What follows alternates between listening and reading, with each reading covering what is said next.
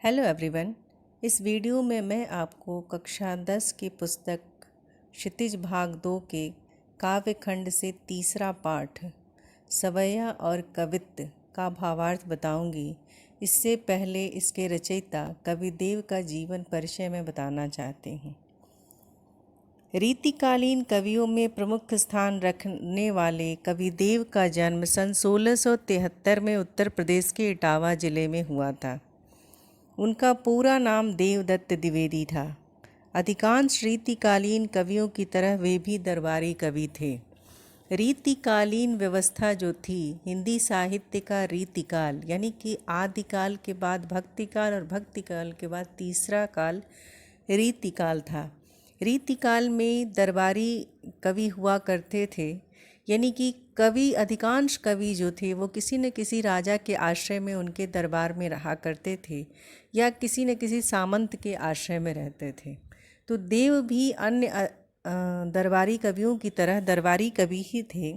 वे औरंगज़ेब के पुत्र आलम शाह के आश्रय में आए, परंतु यहाँ उनका मन न रमा। आश्रय की तलाश में वे अन्य राजाओं के पास गए। उन्हें राजा भोगीलाल के आश्रय में सर्वाधिक संतुष्टि मिली। कवि देव ने उनके लिए ही रस विलास की रचना की, जिस पर प्रसन्न हो आश्रयदाता राजा ने उन्हें लाखों की संपत्ति प्रदान की। जैसा कि रीतिकालीन कवि जो किसी न किसी दरबार में किसी न किसी राजा के आश्रय में रहते थे, तो वो उनकी प्रशंसा में रचनाएं किया करते थे। कवि देव का संबंध अनेक आश्रयदाता राजाओं नवाबों से होने के कारण उन्होंने वहाँ आडंबरपूर्ण जीवन और चाटुकारिता को अत्यंत निकट से देखा। उन्होंने ये देखा कि कैसे दरबार में अपना स्थान बनाने के लिए अपने आश्रयदाताओं की चाटुकारिता करनी पड़ती है और उनकी झूठी प्रशंसा करनी पड़ती है। उन्हें ऐसा जीवन पसंद न आया। इस कवि का देहावसान सन 1767 में हुआ। इनकी रचनाओं के विषय में कहा जा सकता है कि देव के काव्य ग्रंथों की संख्या 52 से 72 तक मानी जाती है। उनमें से प्रमुख रचनाएं इस प्रकार हैं: रस विलास, भाव विलास, काव्य रसायन, भवानी विलास, प्रेम तरंग, सुख सागर, राग रत्नाकर, प्रेम चंद्रिका, प्रेम दीपिका, अष्टयामो, सुजान विनोद आदि। काव्य सौंदर्य कुछ इस प्रकार है इनका। देव की कविताओं में दरबारी संस्कृति का चित्रण अधिक है, क्योंकि रीतिकालीन कवि होने के कारण उनका संबंध दरबारी और आश्रयदाताओं से रहा, इसलिए देव भी उस संस्कृति से अछूते न रह सके। उन्होंने उस संस्कृति से मुक्त होने का प्रयास किया। जब भी देव ने दरबारी संस्कृति से मुक्त हो काव्य रचना की, तो अपने काव्य में प्रेम और सौंदर्य के अनुपम चित्र खींचे। उनके काव्य में अलंकारिकता और श्रृंगारिकता की प्रधानता है। भाषा शैली: कविदेव की भाषा प्रभावमयी ब्रज भाषा है। भाषा में प्रवाह है, अलंकारों की अनुपम छटा है, श्रृंगारिकता के वर्णन में उत्तेजना है, शैली में विविधता है, विषय वर्णन में चंचलता है।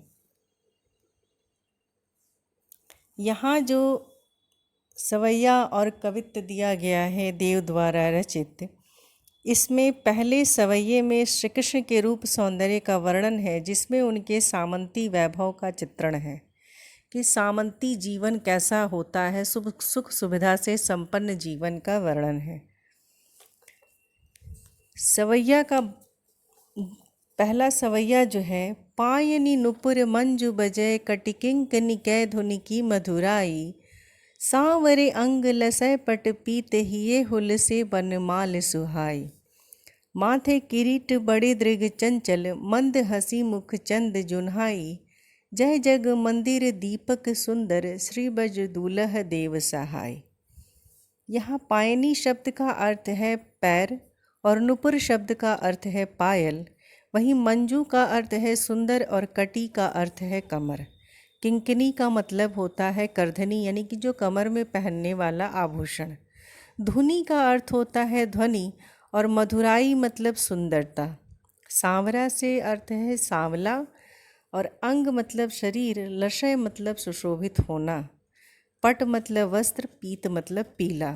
ये अर्थात हृदय पर, हुलसय अर्थात प्रसन्नता से विभोर, और बनमाल का अर्थ होता है वन फूलों से बनी हुई माला। सुहाई मतलब सुशोभित हो रही है। माथे अर्थात मस्तक पर, किरीट का अर्थ होता है मुकुट। वहीं दृग का अर्थ नेत्र और मंद का अर्थ होता है धीरे धीरे। मुख चंद यानी कि चंद्र जैसा मुख, और जुन्हाई का अर्थ होता है चांदनी, चंद्रिका। ब्रज दूल्हा यानी कि ब्रज का दूल्हा, और सहाई का मतलब सहायक। तो पहली पंक्ति को फिर से सुनिए। पायनि नुपुर मंजु बजय कटि किंकनि कै धुनि की मधुराई। इस सवैये में कवि देव ने श्री कृष्ण के सामंती वैभव को दर्शाने वाले रूप सौंदर्य का मनोहारी वर्णन किया है और उन्हें ब्रज का दूल्हा के रूप में प्रस्तुत किया है। तो श्री कृष्ण के पैरों में सुंदर नुपुर बज रही है, पायनि नुपुर मंजु बजय, और कमर में बंधी करधनी की ध्वनि भी अति मधुर प्रतीत हो रही है। कटि किंकनि कै धुनि की मधुराई। इसके साथ ही है सांवरे अंग लसय पट पीत, हिय हुल्लसे बनमाल सुहाई। सांवले शरीर पर पीला वस्त्र सुशोभित हो रहा है। सांवरे अंग लसय पट पीत, हिये हुल्लसे बनमाल सुहाई, यानी कि हृदय पर पहनी हुई बनमाला सुशोभित हो रही है। ये हुल्लसे बनमाल सुहाई। माथे किरीट, माथे पर मुकुट। बड़े दृग चंचल, बड़े बड़े चंचल नेत्र।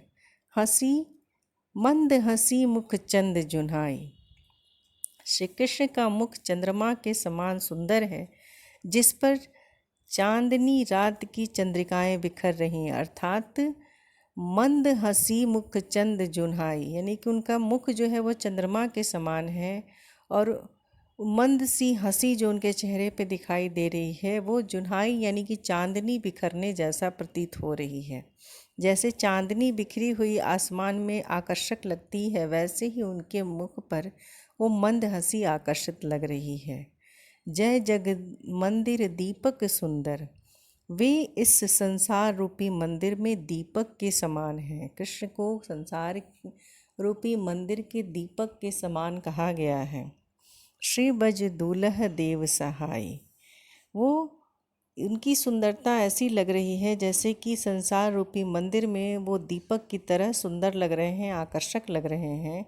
और ऐसे ब्रज के दूल्हा श्री कृष्ण कवि देव के सहायक बने रहें। श्री ब्रज दूल्ह देव सहाय, देव के सहायक बने रहें, जो ब्रज के दूल्हा अर्थात श्री कृष्ण हैं। सवैया एक वार्णिक छंद होता है जिसमें वर्णों की गिनती होती है। इसके साथ ही हम देखेंगे अगला कवित्त जो है। कवित्त जो है, इस कवित्त में जो दूसरा कवित्त है उसमें कवि ने वसंत को शिशु के रूप में उसका वर्णन किया है। डार द्रुम पलना बिछौना नव पल्लव के, सुमन झिंगोला सोहे तन छवि भारी दे। पवन झुलावे के किकीर बतरावे देव, कोकिल हिलावे हुल्सावे कर तारी दे। पूरित पराग सो उतारी करे राई नोन, कंज कली नाई का लतान सिर सारी दे। मदन महीप जुको बालक बसंत ताही, प्रातही जगावत गुलाब चटकारी दे। इस कवित्त में कवि ने वसंत का बालक के रूप में वर्णन किया है। यहाँ मानवीकरण अलंकार का प्रयोग है, यानी कि बसंत का जो है वो बालक के रूप में मानवीकरण किया गया है, बिल्कुल जीवंत चित्रण किया गया है।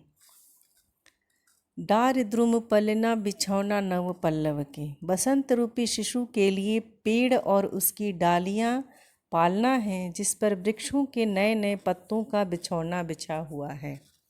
जैसे जब बसंत ऋतु आती है तो पूरे वातावरण में परिवर्तन आ जाता है, पेड़ों में नई नई डालियों पे नए नए पत्ते निकल आते हैं, फूल खिलते हैं, और पूरा वातावरण जो है वो अलौकिक और सुगंधित आकर्षित लगने लगता है। तो यहाँ भी कवि कह रहा है कि वो बसंत ऋतु का आगमन जो प्रकृति में परिवर्तन होता है, तो जैसे एक नए बच्चे, एक नए मेहमान के घर में आने पर पूरा माहौल जो है वो परिवर्तित हो जाता है घर का, तो वैसे ही एक नव शिशु की तरह बसंत का वर्णन किया गया है कि बसंत के आने पर प्रकृति में कितने परिवर्तन होते हैं। तो जैसे नन्हे मुन्ने बच्चे के लिए घर में छोटे छोटे बिछौने बिछाए जाते हैं, सुलाए जाते हैं उन्हें, तो वही कवि कल्पना यहाँ कर रहा है कि डालों पर लगी हुई नई नई पत्तियों के गुच्छे वो ऐसे लग रहे हैं जैसे कि पेड़ की डालियाँ जो है वो पालना है, और वो उसमें नए नए पत्ते, सुंदर सुंदर चमकीले पत्ते ऐसे लग रहे हैं जैसे कि वो पालने में बिछौना की तरह पड़े हुए हैं, जो बसंत रूपी बालक को उसमें हिलाएंगे, झुलाएंगे। सुमन झिंगोला सोहे तन छवि भारी दे। अब बसंत रूपी शिशु के लिए पेड़ और उसकी डालियाँ पालना है, जिस पर वृक्षों के नए नए पत्तों का बिछौना है, और सुमन सुसज्जित झिंगोला उसके शरीर पर सुशोभित हो रहा है। सुमन झिंगोला सोहे तन जबि बारी दे, यानी कि जो पेड़ पे जो नए नए फूल लगे हुए हैं वो ऐसे लग रहे हैं जैसे कि वो बच्चों के रंग बिरंगे कपड़े जो होते हैं, आकर्षक कपड़े जो होते हैं, वो बसंत रूपी बालक को पहनाने के लिए झिंगोला है। पवन झुलावे के किकीर बतरावे देव, कोकिल हलावे हुलसावे कर तारी दे। शिशु बसंत के पालने को हवा जो है झुला रही है, पवन जो है, पवन झुलावे, पवन जो है वो उस पालने को झुला रही है। और केकी कीर बतरावे देव, मयूर और तोता बालक से बातें कर रहे हैं।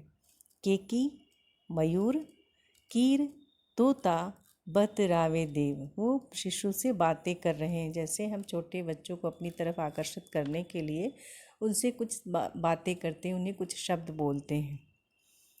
कोकिल हलावे हुलसावे कर तारी दे, कोकिल शिशु को हिला रही है और हाथ की ताली बजाकर उसे प्रसन्न कर रही है। जैसे हम बच्चे को खिलाने का, हंसाने का प्रयास करते हैं ताली बजाकर, चुटकी बजाकर, तो वही कर तारी, कर यानी कि हाथ से ताली बजा रही है। पूरित पराग सो उतारो करे राई नोन, वहाँ जो जैसे छोटा बच्चा जो होता है उसकी नज़र उतारी जाती है राई और नौन से, तो वैसे ही बसंत रूपी बालक के भी कंज कली नायिका लतान सिर सारी दे, यानी कि कमल कली रूपी नायिका जो है अपने सिर को लताओं की साड़ी से ढके हुए पराग कणों को उड़ा रही है। जैसे फूलों में जब बसंत ऋतु आती है तो फूलों के पराग कण चारों तरफ हवा से बिखर जाते हैं और उनकी सुगंध जो है वो मन को आकर्षित करने लगती है। तो वो पराग के कण की तुलना है, वो पराग कणों की तुलना कवि राई नौन से कर रहा है, जो बच्चे की नज़र उतारने में प्रयोग की जाती है। तो यहाँ कवि कल्पना कर रहा है कि बसंत रूपी बालक को वो कमल रूपी जो नायिका है वो अपनी लता रूपी साड़ी को सिर पे रख के और अपने पराग कण जो राई नौन का प्रतीक बता रहा है कवि, उससे बसंत रूपी बालक की नज़र उतार रही है। मदन महीप जो को बालक बसंत ताही, इससे ऐसा लगता है कि मानो राई नमक से बालक की नज़र उतार रही है। प्रातः ही जगावत गुलाब चटकारी दे, और राजा कामदेव के बालक बसंत को सवेरे सवेरे गुलाब चुटकी बजाकर जगा रहा है। और गुलाब के फूल का खिलना ऐसा लग रहा है जैसे कि बच्चे को, हम सोए हुए बच्चे को चुटकी बजाकर जगाते हैं ताकि वो रोए ना और आसानी से उठ जाए।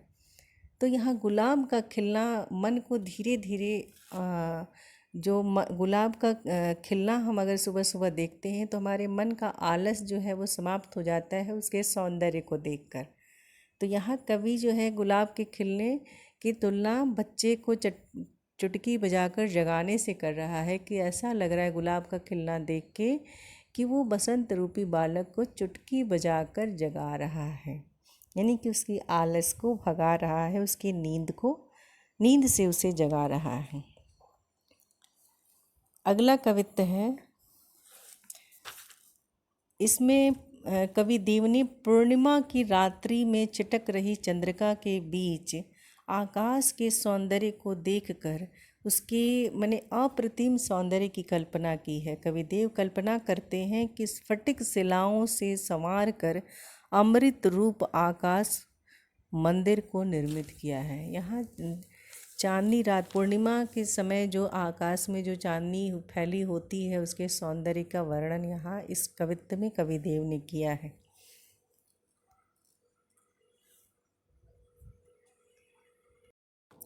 इस कवित्व में कवि ने पूर्णिमा की रात्रि में जो आसमान में चंद्रिका छिटकी होती है, उसके सौंदर्य से आकर्षित हो कवि कल्पना करता है और उसे फटिक शिला से, मणियों की शिला से बने हुए मंदिर से उसकी तुलना करता है। फटिक शिलानी सौ सुधार्यो सुधा मंदिर उदधि दधी कोसो अधिकाई उमगे अमंद बाहर ते भीतर लो भीति न दिखाइए देव दूध को सुफेन फैलो आंगन फरस बंद तारा सी तरुणी तामे ठाड़ी झिल मिली होती मोतिनी की ज्योति मिलियो मल्लिका को मकरंद आरसी से अंबर में आभा सी उजारी लगे प्यारी राधिका को प्रतिबिंब सो लगत चंद। इस कवित्व में फटिक का अर्थ होता है स्फटिक यानी कि श्वेत पारदर्शी पत्थर, और शिलानी शिला, सुधार्यो संवारा हुआ, सुधा का अर्थ होता है अमृत, उदधि का अर्थ होता है समुद्र और दधी मत का अर्थ होता है दही। उमगे यानी कि उमड़ना, अमंद यानी कि निरंतर प्रवाहित जो कम न हो।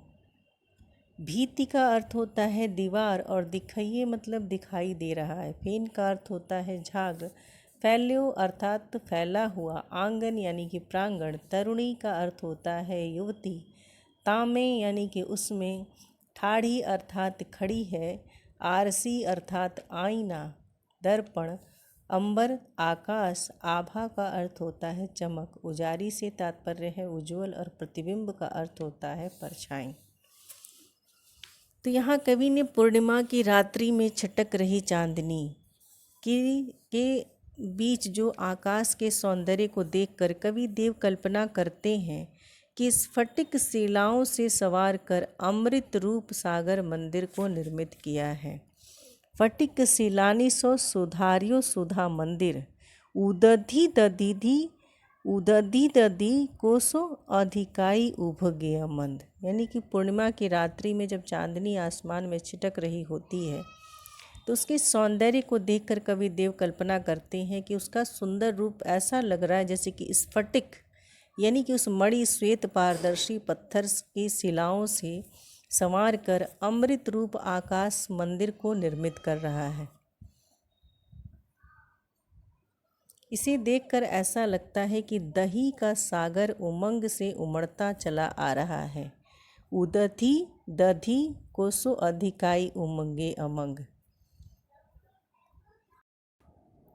बाहर ते भीतर लो भीति न दिखइहे देव दूध को सो फेन फैलो आंगन फरस बंद। दही का सागर उमड़ने के कारण ऐसा लग रहा है कि इस मंदिर में बाहर से भीतर तक कहीं दीवार दिखाई नहीं दे रही है।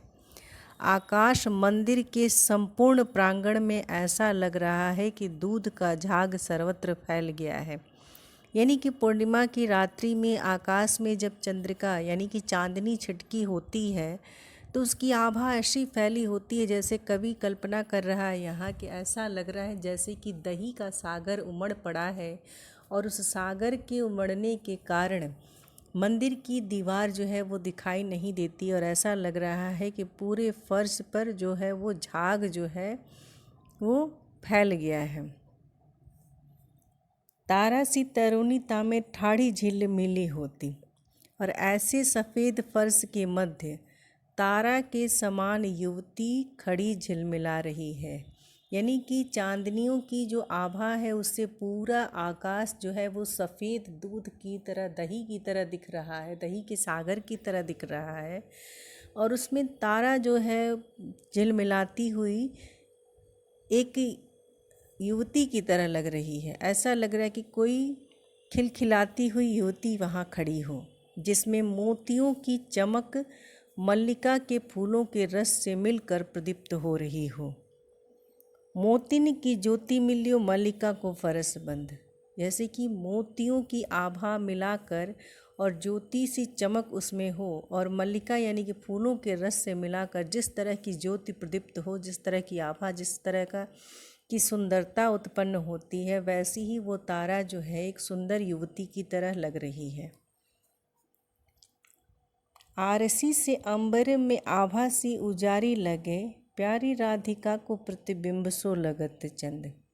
और इस तरह अंबर जो है वो दर्पण की तरह निर्मल लग रहा है। अंबर जो है उसमें इतनी चमक है कि जैसे दर्पण यानी शीशे पे जब रोशनी पड़ती है तो वो चमकता है। तो अंबर जो है वो दर्पण की तरह साफ, निर्मल, स्वच्छ और सुंदर दिख रहा है, जिसमें उज्ज्वल चंद्रिका की चमक सुंदर लग रही है। उस चमकते आसमान में चांद जो है वो बहुत सुंदर दिखाई दे रहा है। उस निर्मल आकाश में चंद्रमा जो है ऐसा लग रहा है कि राधा के प्रतिबिंब के जैसा प्रतीत हो रहा है, कि जैसे हम अपना चेहरा, अपना मुख जो है दर्पण में देखते हैं, जिस तरह से दिखाई देता है, तो वो आकाश जो है वो एक दर्पण की तरह प्रतीत हो रहा है। और उसमें चंद्रमा जो है उसका सौंदर्य देख के ऐसा लग रहा है जैसे कि वो राधा का प्रतिबिंब है। इसके साथ ही इसमें मैं आपको इस पाठ से संबंधित प्रश्नों का उत्तर बताऊंगी, जिसमें पहला प्रश्न है, कवि ने श्री ब्रजदूल्हा किसके लिए प्रयुक्त हुआ है और उन्हें संसार रूपी मंदिर का दीपक क्यों कहा है? कवि ने श्री ब्रजदूल्हा कृष्ण के लिए प्रयुक्त किया है। उन्होंने ब्रजदूल्हा कहकर उनकी सर्वोत्कृष्टता स्वीकार की है। वे ऐसे महिमा मंडित हैं कि उनका स्थान लेने में कोई भी समर्थ नहीं है। वे संसार रूपी मंदिर के दीपक हैं, क्योंकि वे ऐसे दैदीप्यमान हैं जिसके प्रकाश से संपूर्ण विश्व दीप्तमान हो रहा है। वे अलौकिक हैं, उनकी प्रकाश रूप सत्ता सर्वत्र व्याप्त है। दूसरा प्रश्न है, पहले सवैये में से उन पंक्तियों को छांटकर लिखिए जिनमें अनुप्रास और रूपक अलंकार का प्रयोग हुआ है। तो अनुप्रास अलंकार किन किन पंक्तियों में है, उन पंक्तियों को मैं यहाँ बताऊंगी। पहली पंक्ति है, कट किंग कनिकै धुन की मधुराई। जो आपका सवैया है पहला, उसमें ये है कि कटिकिंग कनिकै धुन की मधुराई। यहाँ क वर्ण की आवृत्ति हुई है, इसलिए अनुप्रास अलंकार की छटा है। वैसे ही सावैया की ही पंक्ति है, सांवरे अंग लसय पटपीत। यहाँ पटपीत में प वर्ण की आवृत्ति है। सवैया की ही तीसरी पंक्ति है, हिये हुल से बनमाल जुहाई। यहाँ ह वर्ण की आवृत्ति है, इसलिए अनुप्रास अलंकार है। रूपक अलंकार की छटा देखने के लिए हम पंक्तियाँ पढ़ेंगे। हंसी मुख चंद जुन्हाई, यानी मुख चंद यानी कि मुख रूपी चंद, तो यहाँ रूपक अलंकार की छटा है। जय जग मंदिर दीपक सुंदर, यानी कि जग रूपी मंदिर के दीपक, यहाँ भी रूपक अलंकार है। तीसरा प्रश्न है, इन पंक्तियों का भाव काव्य सौंदर्य। पा यानी नुपुर मंजु बजय कटिकिंग कनिकै धुन की मधुराई। सांवरे अंग लसय पटपीत हिय हुल से बनमाल सुहाई। तो भाव सौंदर्य में हम कह सकते हैं कि श्री कृष्ण के पैरों में बजते हुए नुपुर अति सुंदर लग रहे हैं। कमर में बंधी करधनी की मंजुल ध्वनि प्रिय लग रही है। श्री कृष्ण के श्याम वर्ण के शरीर पर पीला वस्त्र सुशोभित हो रहा है और हृदय पर बनमाला सुशोभित हो रही है। इस तरह उनका सौंदर्य मनोहारी है। वैसे ही शिल्प सौंदर्य में कटिकिंकनी पटपीत हिय हुलसे में अनुप्रास अलंकार है, और नुपुर और करधनी की ध्वनि में नाद सौंदर्य है। सवैया छंद है और ब्रज भाषा की मिठास है। अगला प्रश्न देखते हैं कि प्रातः ही जगावत गुलाब चटकारी दे। इस पंक्ति का भाव स्पष्ट कीजिए।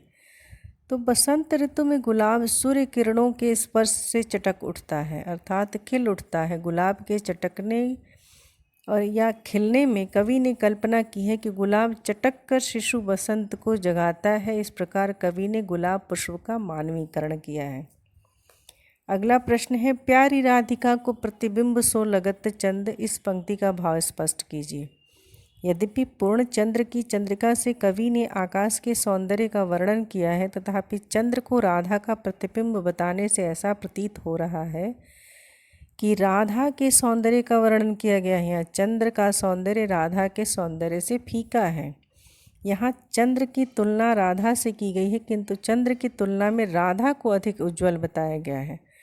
चंद्र राधा का प्रतिबिंब मात्र है, अतः यहाँ व्यतिरेक अलंकार है। व्यतिरेक अलंकार में होता है कि जहाँ प्रस्तुत यानी कि जो उपमेय है कि तुलना अप्रस्तुत उपमान से की जाती है, किंतु उपमेय उपमान से अपेक्षाकृत हीन हो तो व्यतिरेक अलंकार होता है। यहाँ उपमेय जो है, उपमेय उपमान से अपेक्षाकृत हीन हो, यानी कि उपमेय जो है वो राधा है और उपमान चंद्रमा है, और चंद्रमा को राधा से हीन बताया गया क्योंकि चंद्रमा से राधा का सौंदर्य अधिक बताया गया है। इसलिए यहाँ तुलना तो है, लेकिन यहाँ व्यतिरेक अलंकार होगा। इसके साथ ही ये पाठ समाप्त होता है। धन्यवाद।